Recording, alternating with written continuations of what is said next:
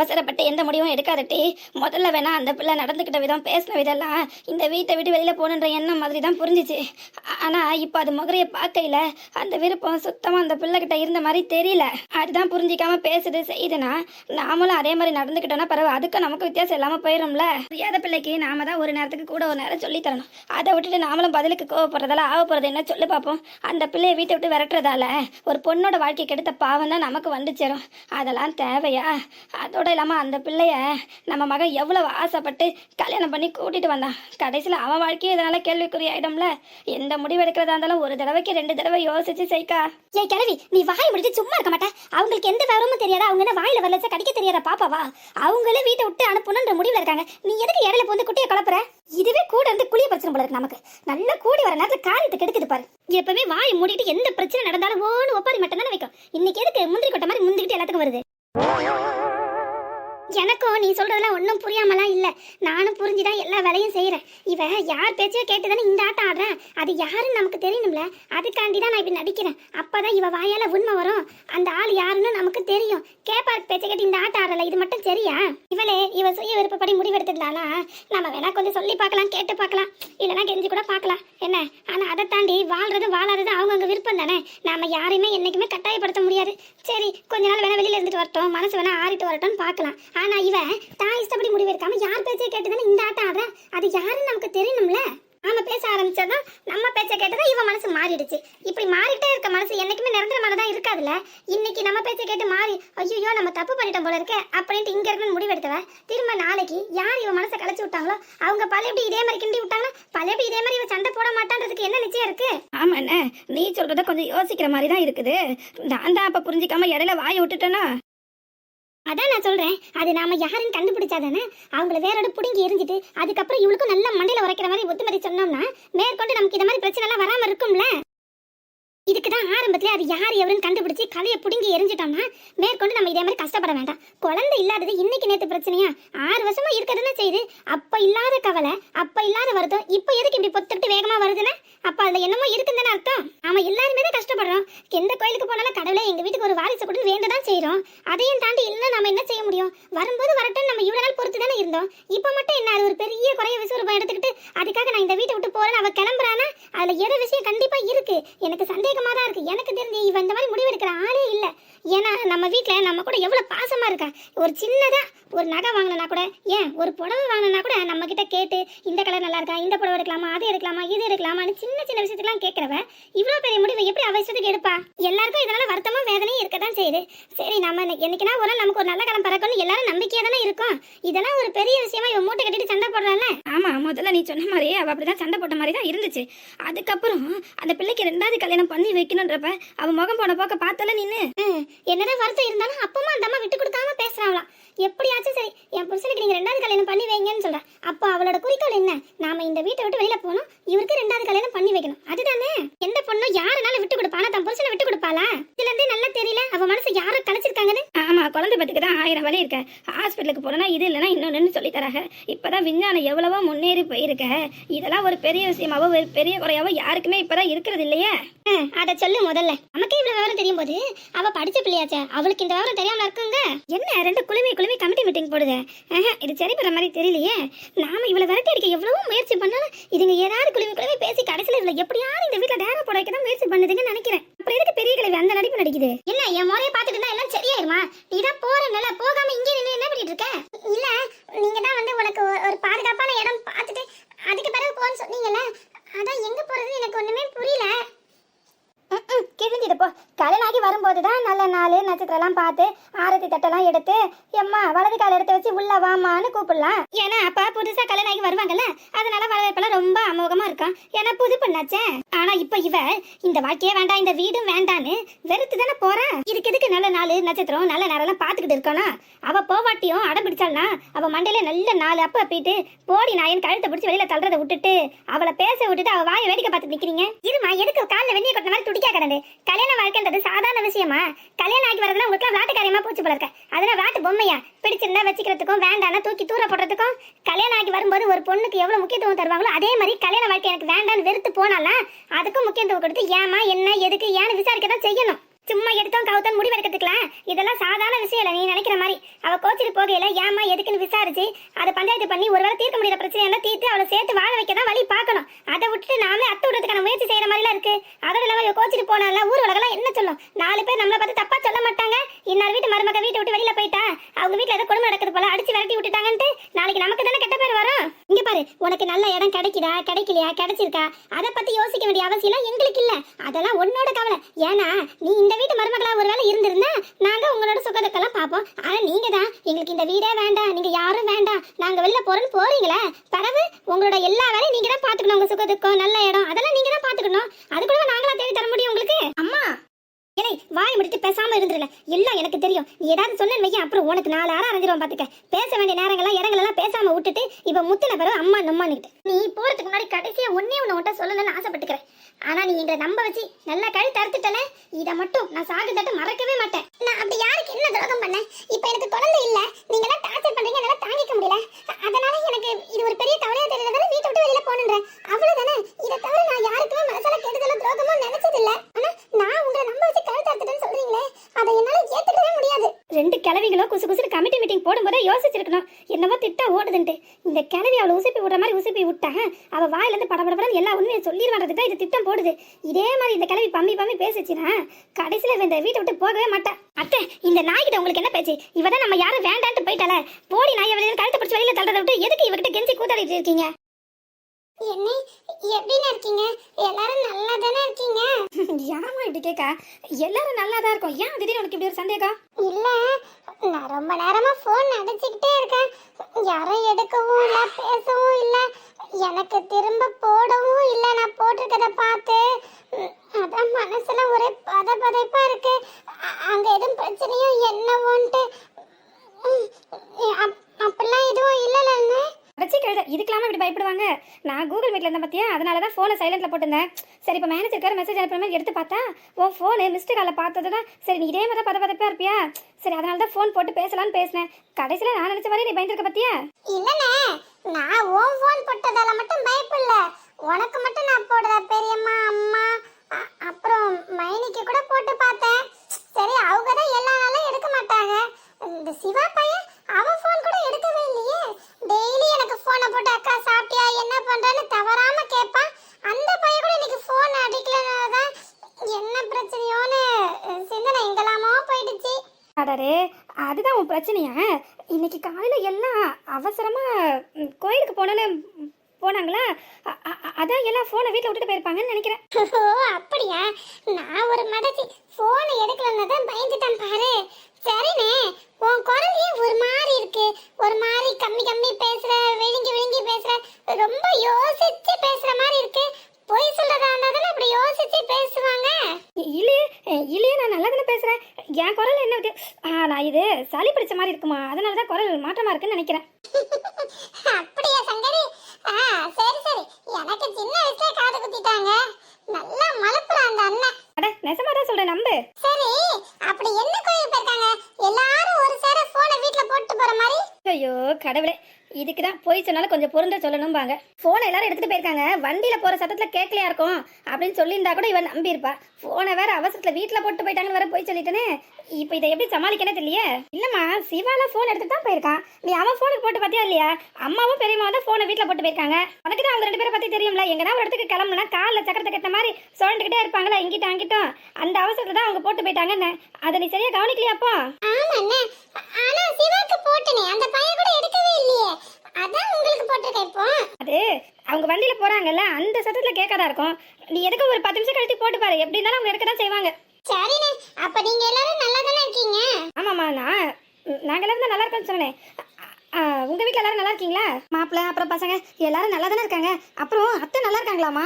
என்னது சொத்தையா? எம்மாடி என்னம்மா இதெல்லாம் கூத்து? உன் விளையாட்டுக்கு ஒரு அளவே இல்லாம போச்சு. பின்ன என்ன, நீ என்னைக்கு எங்க அத்தையை பத்தி கேட்டிருக்க? இன்னைக்கு அதிசயமா அத்தை எப்படி இருக்காங்கன்னு கேட்கிறேன். சரி, எல்லாரும் பத்தி கேட்கறமே, அவங்கள மட்டும் எதுக்கு விட்டு வைக்கணும் அப்படின்னு நினைச்சு கேட்டேன். சரி விடு, உனக்கு பிடிக்கலன்னா நான் என்ன கேட்கல. நான் சும்மா விளையாடினே. சரிம்மா, அப்போ கொஞ்சம் பொறுத்து ஃபோனை போடு. இல்லைன்னா ஒரு வேளை அவங்க எல்லாம் வீட்டுக்கு வந்ததும் நான் சொல்றேன், உனக்கு ஃபோன் போட சொல்லட்டுமா? இல்ல இல்ல, நானே எனக்கு நேரம் கிடைக்கும் போது போடுறேன். அவங்க எங்க அத்தை இருக்கும்போது போனை போட்டாங்கன்னா அப்புறம் பேச முடியாது. அவங்க நெய்ட்டு இருப்பாங்க. அனிதா அப்ப வைக்கட்டுமா? பிள்ளைங்களெல்லாம் கேட்டேன்னு சொல்லு, மாப்பிள்ளை விசாரிச்சேன்னு சொல்லுமா. சரிண்ணே. எப்பா இவளை சமாளிக்கிறதுக்குள்ள போதும் போதும் ஆயிடுச்சு. என்னது? என்ன சமாளிக்கிறதுக்குள்ள போதும் போதும் ஆயிடுச்சா? அப்ப நான் சந்தேகப்பட்ட மாதிரி அங்க ஏதோ பிரச்சனை தான். அதான் இந்த அண்ணன் மலுப்புல பதில் பேசியிருக்கான். நான் எது கேட்டாலும் அது இல்ல இது இல்லன்னு பூசி முழுகும் போதே என் சந்தேகம் சரியாதான் இருக்கப்போ. இருல பயபுல உனக்கு அங்க போய் வச்சுக்கிறேன் கச்சேரியை. ஆமல எங்க மாமியா குறைச்சல் அதிகமா இருக்கே. சரி பிள்ளைங்களுக்கு ஸ்கூல் ஆரம்பிக்கிறதுக்குள்ள ஒரு 2 நாள் அங்க போய் இருந்துட்டு வரலாமேன்றதுக்காக தான் போனே போட்டோம். கடைசியில பார்க்க போனா இப்ப அங்கேயே பிரச்சனை ஓடிட்டு இருக்கா. முடியலடா சாமி. சக்தி முதல்ல சொல்றத நல்லா புரிஞ்சுக்கோ. நீ ஒன்னும் சின்ன பொண்ணு இல்ல. இவங்க நம்மளை பத்தி குறை சொல்றாங்க, அதனால நாமளும் பதிலுக்கு பதில் சொல்லணுன்ற மாதிரி தான் இருக்கு. உன்னோட நடவடிக்கைலாம் பார்க்கும்போது இதனால உன் வாழ்க்கையும் கேள்விக்குறியாயிடுமா? எம்மாடி நீ இப்ப ரொம்ப கோவமா இருக்கியா? அதனாலதான் நாங்க சொல்றது எதுவுமே உன் மண்டையில உரைக்கல. ஆமா ஆமா நீ கிறுக்கி மாதிரி புலம்புறனே என் மாமியா உன்னை குறை சொல்றா. அடி பாவி, நான் ஒண்ணு சொல்ல வந்தா இவ கடைசியில கதையே திரிச்சு விட்டுட்டால. அடே எனக்கு ஒரு சந்தேகம். ஆமா நீ என்ன அவளை இந்த வீட்டை விட்டு விரட்டுறதுலயே குறியா இருக்க? நாங்க தான் பெரியவங்க 80 பேர் இருக்கிறோம்ல, நாங்க பேசிக்கிட மாட்டோமா? எதுக்குடி நீ மூக்க கொண்டு நுழைக்கிற? குறுக்க இடையில வந்து விழுந்து காரியத்தை கெடுத்துருவ போல இருக்கு. பாரு கிளவி, நான் தான் அப்பமே சொன்னல வாயை முடிட்டு பேசாம இருன்னு. அவ நம்மளெல்லாம் எப்படி கிளின்னு கிளிக்கிறா. அதை கேட்டுட்டு நீ வேணா சும்மா இருக்கலாம், என்னால இருக்க முடியாது. ஏன் சொல்ல மாட்டேன்? எனக்கு என்னவோ உன்னை பார்க்கையில ரொம்ப சந்தேகமா இருக்கு. நாங்க அவளை பேசி இங்க இருக்க வச்சிருவோன்ற பயம் தானே உனக்கு? அப்படி இந்த வீட்டுல இருந்தா உனக்கு என்னடி பிரச்சனை? ஏதாவது பிரச்சனைனா பேசி சமாளிக்கணுமா? அதை விட்டுட்டு அந்த பிரச்சனையை பெருசா பூதகரமா ஆக்கணுன்ற மாதிரியே இருக்கு உன் நடவடிக்கைலாம். இதாண்டி சின்ன விஷயத்த ஊதி பெருசாக்குற. வாயை முடிட்டு அந்த பக்கம் போட்டி. அக்காளுக்கு தெரியாதா என்ன செய்யணும் ஏது செய்யணும்ட்டு? அப்படிலாம் எனக்கு ஒண்ணும் இல்ல. இந்த கிறுக்கி இந்த வீட்டுல இருந்தானே எங்கன்னா வெளியில போய் ஒழுங்கா எனக்கு என்ன? இதனால பாதிக்கப்பட்டிருக்குது ஏன் குழந்தைனாச்சே. அந்த அக்கறையில போனா போதுன்னு வந்து சொன்னா கடைசியில என்னமோ நான் தான் தப்பு செஞ்ச மாதிரி எல்லாரும் ஒண்ணு செஞ்சுட்டு எல்லா பழையும் தூக்கி ஏன் மேல போடுறீங்க? நீங்களாம் எக்கேடும் கெட்டு போங்க. அவ இதே மாதிரி கிழிச்சிட்டு கடைசியில செருப்பு தூக்கி அடிப்பா, விளக்கு மாத்தால அடிப்பா. நல்லா வாங்கிக்கிட்டு வாங்க. நான் பாட்டுக்கு சேவையான கீழே செல்ல தானே பாத்துக்கிட்டு இருந்தேன். உங்க மகன் தான் மேல ஏதோ சத்தம் கேக்குது போய் என்னன்னு பாருட்டின்னு விரட்டி விட்டாரு. வந்ததுக்கு என்ன சிறப்பா செய்ய முடியுமோ சூப்பரா செஞ்சிட்டீங்க. ரொம்ப நல்லா வருவீங்க எல்லாம். நீ வாழ்த்திட்டல, என்னமா நாங்க ரொம்ப சூப்பரா அமோகமா உன் கண்ணு முன்னாடி வாழ்ந்து காட்டுறோம் பாரு. சக்தி நீ உன் முடிவை மாத்திக்கிடவே மாட்டியா? நிஜமாவே என்னையும் இந்த வீட்டையும் விட்டுட்டு போக போறியா? நான் இல்லாம நீ வாழ்ந்துடுவியா சக்தி? ஐயோ நான் நீங்க இல்லாம எப்படிங்க இருப்பேன்? என் உயிர் மூச்சே நீங்க தானே. ஒரு வார்த்தை, ஒரே ஒரு வார்த்தை, சக்தி நீ இந்த வீட்டு போகாதுன்னு சொல்லுங்க. நான் போகவே மாட்டேன். இங்கே உங்க காலாடியிலேயே கிடக்குறாங்க. நீ இவ்வளவு அழுத்தக்கரையா இருப்பான்னு நான் நினைச்சு கூட பார்க்கல. எப்படி சக்தி உன்னால இவ்வளவு ஈஸியா என்னை விட்டுட்டு போக முடியுது? என்னங்க என்ன மன்னிச்சிருங்க. நான் ஒன்றும் ஆசைப்பட்டு இந்த முடிவை எடுக்கல. எனக்கு ஹாஸ்பிட்டலுக்கு போகணும்னு முதல்ல ஆசையா இருந்தாலும் அதுக்கப்புறம் டாக்டர் பார்க்க போனதும் எனக்கு ரொம்ப பயமாயிடுச்சு. அதனாலதான் மாடியில உட்காந்து என்ன செய்யறது யோசிச்சுக்கிட்டே இருந்தேன்னா அந்த புத்தி தடுமாற்றமான நேரத்துல தவறான வழிகாட்டுதல் வந்ததும் நான் என்ன செய்யறேன் ஏது செய்யறேன்னு புரியாம இப்படி தப்பு பண்ணிட்டாங்க.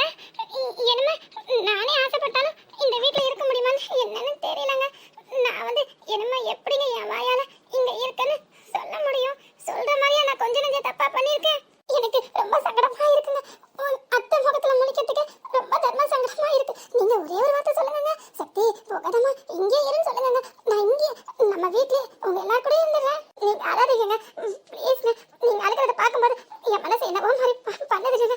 எல்லா தப்புக்கும் காரணம் நான் தாங்க. நான் ஒரு தலையாட்டி பொம்மையா இருந்துட்டாங்க.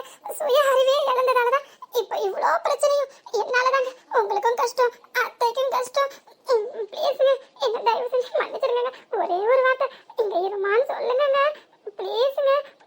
அடே உன்னை எவண்டி மேல கூப்பிட்டது? மேல வந்ததோட இல்லாம பிரச்சனை பண்ணிட்டு இருக்க. மரியாதை கீழே போட்டி. என்ன கிளவி சவுண்ட் ரொம்ப விடுற? பின்ன என்னடி இது எங்க குடும்ப விஷயம், நாங்க பாத்துக்கிறோம். நீ மரியாதை கிளம்பு.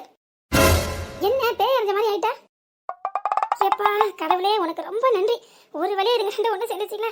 இதுக்காக தானே இப்ப இம்பட்டு கஷ்டப்பட்டோம். பாத்தியாடி கொஞ்ச நேரத்துக்கு முன்னாடி என்னவோ சொன்னேன். எத்தனை பேர் குறுக்க வந்து விழுந்தாலும் சரி, விதியே சரி பண்ணாலும் சரி, இவங்க 2 பேரும் யாராலும் பிரிக்கவே முடியாது. உன்னை தானே தஞ்சமென்று நம்பி வந்தேன் நானே. உயிர் பூவெடுத்து ஒரு மாலையிட்டேன். கன்றாவியா இருக்கு. கழுதைகள் வந்துட போது போட்டு. ஐயோ அத்தை, ஐயோ சக்தி பாத்துமா. பயப்படாதீங்க, எனக்கு ஒண்ணுமே ஆகல. என் மேல அவ்வளவு பாசமா உங்களுக்கு. நான் கீழே விழுந்துட்டேன்னா எப்படி பயப்படுறீங்க நீங்க? அம்மா என்னையா? அம்மா கீழே ஒரு நிமிஷம் வாமா, உன்ட்ட ஒரு முக்கியமான விஷயம் பேசணும். உன்னை கஷ்டப்பட்டு பெத்து வளர்த்து நல்ல முறையில் ஆளாக்கி ஒரு நல்ல வேலையில உட்கார வச்சு ஊரெல்லாம் ஒரு நல்ல பொண்ணா வலை வீசி தேடி கஷ்டப்பட்டு ஒரு கல்யாணத்தை முடிச்சு வச்சு பேரம்பேத்தி எடுத்து கொஞ்சிட்டு இருக்க வேண்டிய வயசுல பல எப்படி உனக்கு கல்யாண வாழ்க்கையில பிரச்சனைனா எப்படி இருக்கும் எனக்கு சொல்லு பாப்போம். அதான் நீங்க இப்ப சொன்னீங்களே அந்த பேரம்பேத்தி பார்க்கணுன்றது அதுல பிரச்சனை நடதான் நான் கேப்பார் பேச்ச கேட்டு இப்படி புத்த தடி மாறி போயிட்டாங்க. நான் அப்பமாச்சும் உங்ககிட்ட வந்து பேசியிருந்தா நீங்க நிச்சயமா ஏதாவது ஒரு ஐடியா கொடுத்துருப்பீங்க. ஐயோ இவ பூசணிக்காவை போட்டு டொம்முன்னு உடைச்சிட்டாலே. இந்த கிழவி என்ன அதை பிடிச்சிட்டு தொங்குமே, எப்படி சமாளிக்கிறது? என்னத்தா சொல்ற? ஆமா, எனக்கு ஹாஸ்பிட்டலுக்கு போகணும்னு சொன்னதும் ரொம்ப பயமாயிடுச்சு. அதனால மாடியில உட்காந்து இந்த பிரச்சனை எப்படிதான் சமாளிக்கிறதுன்னு யோசிச்சுட்டு இருக்கும்போது தான் எனக்கு இப்படி திடீர்னு ஒரு ஐடியா வந்துச்சு. அதான் இனிமே நம்மளால குழந்தைய பெற்றுக்க முடியாது, நம்ம இந்த வீட்ல இருந்து நம்மளால எல்லாரோட நிம்மதியும் சந்தோஷமும் போயிடுது, பேசாம நாம இந்த வீட்டை விட்டு போயிட்டா எல்லாரும் நிம்மதியா இருப்பாங்கன்னு நானா ஒரு தப்பு கணக்கு போட்டுட்டேன். இப்ப வந்து சொல்லு, இப்ப வந்து இந்த அறிவு அப்பயும் இல்லாம போச்சு. சரி போனது போகட்டும், இப்ப மாத்தி சொல்லு, இந்த மாதிரி தப்பான புத்திமதி உனக்கு யார் சொன்னான்னு? அத்தை, அவதான் அறிவில்லாம பேசுறாங்க, நீங்களும் அவ கூட சேர்ந்து பேசிட்டே இருக்கீங்க. குழந்தை இல்லாதது இன்னைக்கு இருந்தாலும் என்னைக்கு இருந்தாலும் பிரச்சனை தானே. திரும்பவும் இதே மாதிரி எனக்கு ஹாஸ்பிட்டல் போனீங்க, பலரும் இதே மாதிரி வேதாள முருங்க மரம் ஏறாதுக்கு என்ன உத்தரவாதம் இருக்கு? முதல்ல நல்லா தானே பேசிட்டு வந்தீங்க, இப்ப திடீர்னு இப்படி மாறி போனீங்க. அவளை வீட்டை விட்டு வெளியில அனுப்பணுன்றீங்களா? அதே மாதிரி அனுப்பி தொலைங்க. இவளை விட்டுட்டு வேற ஏதாவது ஒரு நல்ல பொண்ணா பார்த்து என் குழந்தைக்கு கல்யாணம் பண்ணி வைக்கலாம். அது மூலமா இந்த குடும்பத்துக்கு ஒரு வாரிசு வருதான்னு பாப்போம். கொஞ்சம் இடம் கொடுத்தா போதுமே, ரொம்ப ஓவரா சொல்றேன்னு. இருக்க இடம் கொடுத்தா போனா போதுன்னு படுக்க பாயா கேக்குது உனக்கு? தேகா விடு அவளை. என்னங்க என்ன காப்பாத்துங்க, அத்தை என்ன பாடுபடுத்துறாங்க பாருங்க. அவங்க சொன்னதால தாங்க நான் இவ்வளவு செஞ்சேன். ஏய் எலிம்பட்டி நாய், என்ன கொஞ்சம் வேண்டி கிடக்கு உனக்கு? அடி பாவி, நான் எவ்வளவு தூரம் படிச்சு சொன்னேன், கடைசியில உண்மையை போட்டா உடைக்கிற நீ இருட்டி உன்னை என்ன செய்யணும்னு பாரிப்போம். இதெல்லாம் பார்த்தா உனக்கு என்ன கிள்ளு கீரியாட்டமா இருக்கு? நினைச்சு ஒவ்வொன்னு பேசுறேன். முதல்ல எங்க எல்லாத்தையும் மாஞ்சி சண்டையை போட்டுட்டு எங்க எல்லாரையும் காயப்படுத்திட்டு அவ்வளோ பிடிவாதம் பிடிச்ச அப்பெல்லாம் எவ்வளவோ கெஞ்சினேன், ஒரு வார்த்தை கூட கேட்கல. ஆனா இப்ப மட்டும் இப்படி திடீர்னு நல்ல பிள்ளையாட்ட மனசை மாத்திக்கிட்டு நான் என்னமோ இந்த வீட்லயே உட்காரன்னா நாங்க கேட்டுக்கிட்டு இருப்போமா? அதெல்லாம் முடியாது. நீ எங்க எல்லாரும் மனசையும் காயப்படுத்தினல, அதுக்காகவே முதல்ல இந்த வீட்டை விட்டு போற. நீ உன் இஷ்டத்துக்கு ஆடுவே, நாங்களும் உன் கூட சேர்ந்து ஆடணுமோ? எங்கெல்லாம் பார்த்தா என்ன கேன பசங்களை மாதிரியே தெரியுது. என்னப்பா சொல்ற நீனு? அவகிட்ட போன்ல பேசி சமாளிக்க கூடவா முடியல உனக்கு? ஆமாம்மா, டக்குன்னு உண்மை வாயில வந்துடுச்சு. ஆனா நான் சுதாரிச்சிட்டேன், நான் சொல்றது அவளுக்கு புரியல. இருந்தாலும் எனக்கு சந்தேகமா இருக்குமா? ஐயா, உனக்கு உன் பொண்டாட்டியை தான் சமாளிக்க முடியல, சிக்கி சின்ன பின் ஆகுற, அடுத்தவங்க உதவிலாம் வேண்டி இருக்கு. உனக்கு உன் தங்கச்சியை கூடவா ஏமாத்த முடியல? பாத்தியா நீ கூட எனக்கு கிண்டல் அடிக்கிற. இப்ப உண்மையை தானே சொல்றேன், உண்மை சுடும்பாங்களா? அதான் போல இருக்கு. அந்த பிள்ளைக்கு இங்க என்ன நடக்குதுன்னு தெரியக்கூடாதுன்னு நான் உன்ட்ட எத்தனை நேரம் படிச்சு சொல்லியிருக்கேன். இப்படி உளறி கொட்டி வச்சிருக்கிய உன்னை என்னங்கிறது? உன் பொண்டாட்டி ஒரு நேரத்துக்கு கூட ஒரு நேரம் மிரட்டி உருட்டி கேட்டா உடனே நீ எல்லாம் நடந்த உண்மையும் சின்ன பிள்ளை கணக்க ஒப்பிச்சிட பாட ஒப்பிக்கிற மாதிரி. ஆனா அந்த பிள்ளை அப்படி கேட்காதயா, அதுக்கிட்டேயுமா உளறி கொட்டிட்டேன்? இல்லம்மா, நான் எதுவுமே அவகிட்ட சொல்லல. என் குரலை வச்சு அவ சந்தேகப்பட்டு கேட்டா, ஆனா நான் மூச்சு விடலமா. இருந்தாலும் நடந்தது எதுவும் உனக்கு தெரியணும்ல, அதுக்காண்டிதான் உனக்கு கூப்பிட்டு வச்சு சொல்றேன். அந்த பிரச்சனை முடிஞ்சதோ நீ ஒரு போன் எடுத்து அவளுக்கு போட்டுறேன்னு. சரியா? என்ன ஒரு மணி நேரம் இல்ல 2 மணி நேரம் கழிச்சு போடுறேன். அப்பதான் நீ சொன்ன பைய உண்மைன்னு அவ நம்புவா. நான் இப்ப உடனே போட்டுட்டேன்னா அப்ப நான் கோயிலுக்கு போறேன்னு அவளுக்கு தெரிஞ்சிடும்ல. ஆமா, நீ சொல்றதும் சரிதான். நெத்த சரியா தாப்பாப்பா, இந்த காலத்து பிள்ளைங்களா இப்படி கூறு இல்லாததா இருக்குதுங்களே. உன்னெல்லாம் நினைச்சு நீலாம் எப்படிதான் குப்பை கட்ட போறியோ காலம் தள்ள போறியோ தெரியலையா? அதை நினைக்கிறே பயமா இருக்கு எனக்கு. போ, கொஞ்சமாச்சும் புரிவாடா இருயா, இல்லைன்னா உன் பொண்டாட்டி உன்னை தூக்கி போட்டு மிதிச்சு விடுவா. உண்மையே உன்னை வாருன்னு வாடுற. இப்ப இது வேற தெரிஞ்சதுன்னா போதும், கை கொட்டி சிரிப்பா நின்னு. இதெல்லாம் தேவையா நமக்கு? கொஞ்சமாச்சும் யோசிக்க மாட்டியா? மூளை எப்படியா கடன் கொடுப்ப நின்னு? கொஞ்சம் சிரிச்சு பேசி நடிச்சாதான் என்ன உனக்கு? கோழிப்படுத்த நாய, என் மாமியார மட்டும் மரியாதை இல்லாம பேசல, அப்பவே உன் வாயில ஓங்கி சப்புன்னு ஒண்ணு கொடுத்துருக்கணும். அதுக்கு இல்லாம விட்டம் பாத்தியா? அத ரொம்ப திமிர் எடுத்து ஆடுறேன். ஐயோ, இது என்னடி அநியாயமா இருக்கு? நேகா, நீ ரொம்ப எல்லாம் மீற நீனு. யோ இங்க பாரு, எனக்கு எல்லாம் தெரியும், நீ உன் வாயை மூடிட்டு பேசாம போ. என்னத்த அடி பலமா பட்டுட்டா உனக்கு? கிறுக்கி என்ன ஆட்டம் ஆடுற? அதெல்லாம் ஒண்ணு இல்ல அத்தை, என்ன மன்னிச்சிடுங்க. என்னடி அங்க போய் நடிக்க ஆரம்பிச்சியா? இப்போ அந்த கிழவி சும்மாயே ஏமாந்த சோனகிரி, இப்ப நீ நடிக்கிற நடிப்பை பார்த்து உண்மையிலே நம்பிட போகுது. அவளை மட்டும் பெருசா என்னமோ சொன்னீங்க, இப்ப நீ எங்க அம்மா மரியாதை இல்லாம பேசுறிய. உனக்கு ஒரு அடி கொடுப்போமா? அவளுக்கு சப்போர்ட் பண்ணிட்டு வரதான் நினைப்பா உங்க மனசுல. அவ மாடியில என்ன பண்ண தெரியுமா உங்களுக்கு? அப்படி என்னத்த தப்பு பண்ணிட்டா பெருசா இப்படி இழுத்து பிடிச்சு கொண்டு வர? நீ அவளை கீழே விழுந்து இடக்கடமா அடிபட்டா நீ பொறுப்பாவி அவளுக்கு? நீங்க எல்லாரும் இப்படி சப்போர்ட் பண்ணிட்டு வரதாலதான் அவ ரொம்ப தேனா விட்டு ஆடுறா. ஸ்னேகா, நீ என்ன காரியம் பண்ணு யோசிச்சுதான் பண்றியா? அத்தை, இவ நல்லா பேசி நடிக்கிறாத்த, உண்மையிலே இவ திருந்தவே இல்ல. இந்த நாயி அப்பமே எனக்கு தங்கறதுக்கு இடமே இல்ல, போக்கடை இல்லன்ட்டு புலம்புனால நீங்க அதை கேட்டுட்டு அதை பத்திலாம் நான் கவலைப்பட முடியாது, இந்த வீட்டை விட்டு முதல்ல வெளியில போன்னு சொன்னீங்களே, அதுக்காண்டிதான் இப்படி நடிக்கிறா. நான் வந்த பிறகு மாடியில அப்படி என்னடி நடந்துச்சு? எதுக்கடி இவ இப்படி குத்தாட்டம் போடுறா? இவ இப்படி நல்ல மாதிரி நடிச்சாதானே நீங்களும் நம்பிக்கிட்டு இவளுக்கு இந்த வீட்டுல இருக்கிறதுக்கு இடம் கொடுப்பீங்க. அப்பதானே இந்த வீட்டுல இருந்துட்டு வெளியில வேற எங்கன்னா இடம் தேட முடியும். ஒரு நல்ல இடமா பாதுகாப்பு இடமா கிடைச்சதுக்கு அப்புறம் இவ நம்ம வீட்டுல இருந்து கம்பி நீட்டிவா. அப்ப அப்பவும் உங்களுக்கு சங்கடமா தானே இருக்கும். அடியே அவளை இழுத்துக்கிட்டு எங்கிட்டி போற அப்படி? அத்தை, நான் உண்மையிலே தெரிஞ்சுதான் அத்தை இருக்கேன். இவங்க சொல்ற மாதிரி நான் நடிக்கலாம் செய்யல. என்ன நம்புங்க அத்தை. உங்களுக்கு என்ன பத்தி தெரியாதா? ஆரம்பத்துல நான் தப்பு பண்ணும்போது கூட இந்த பிள்ளை நடிக்கிறதே செய்யுது நீங்க தானே கரெக்டா கண்டுபிடிச்சீங்க. ஆனா இப்ப மட்டும் ஏன் அத்தை? நான் உண்மைதான் சொல்றேன்னு நம்பவே மாட்டீங்க. நான் பொய் சொல்லும்போது அது உண்மை நம்புனீங்க. ஆனா நான் உண்மையை சொல்லும்போது பொய்யன்ட்டு இப்படி வேடிக்கை பாக்குறீங்களே மௌனமா நின்னு. அதோட போய் ஒளின்னு முடிவு பண்ணிட்டல. இன்னைக்கே போய் ஒளியட்டா? இங்க பாருடி, நீ எவ்வளவுதான் நீலி கண்ணீர் வடிச்சாலும் உன்னை யாரும் நல்லவன் நம்ப மாட்டாங்க. ஆமா மைனி, நீங்க சொல்றது நிஜம்தான். யாரும் அவளை நம்ப மாட்டாங்க. ஏன்னா அவ போய் சொன்னாதானே, அவ உண்மையை தானே சொல்றா. நீங்க சொல்றதெல்லாம் அப்படியே தலையாட்டிட்டு கேக்குறதுக்கு அவங்க ஒண்ணும் பைத்தியக்காரங்க இல்ல. அவங்களுக்கும் நல்லது எது கெட்டது எதுன்ற விவரம் நல்லாவே புரியதான் தெரியதான் செய்யும். யாரை நம்பணும் யாரை நம்ப கூடாது, யார் உண்மை சொல்றா யார் பொய் சொல்றான்றத பகுத்தறிகிற அளவுக்கு கூட அவங்களுக்கு அறிவு இல்லாம போச்சு. யோ என்ன எல்லாம் உன் வேலையா? அமுக்காணி மாதிரி ஒரு வேலையை பார்த்துட்டு ஒண்ணுமே தெரியாத அப்பாவி மாதிரி எப்படி சத்தம் கட்டாம நிக்கிறான் பாரு. யோ மண்டக்கசாயம், இருட்டி உள்ள வருவல்ல, அப்ப வச்சுக்கிறேன் பாரு உன்னை.